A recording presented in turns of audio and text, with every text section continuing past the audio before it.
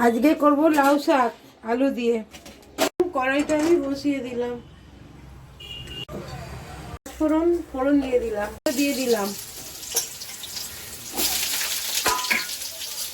আর পোস্ত আর কাঁচা লঙ্কাটা আমি বেটে নেবো, সেগুলো দিয়ে দিলাম।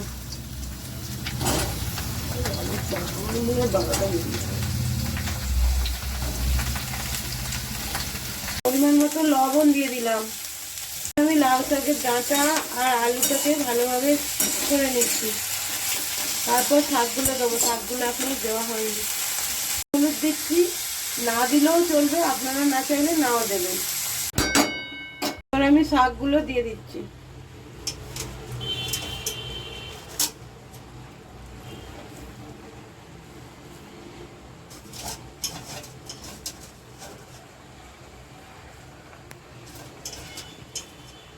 একটু ঢাকা চাপা দিয়ে দিই, পরে একটু কমে গেলে মেশাবো। একটু চিনি দিয়ে দিলাম আমি। চচ্চড়িটা হয়ে গেছে, আর দিয়ে অর্ধেকটা পোস্ত বাটা রেখেছিলাম সেটাই এই সময় দিয়ে দিলাম। দিয়ে নেড়ে চেড়ে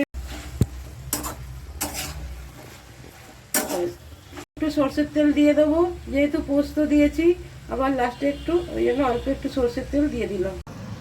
রেসিপিটা ভালো লাগলে লাইক শেয়ার কমেন্ট করবেন, আর ফেসবুক থেকে দেখলে ফলো করে রাখবেন।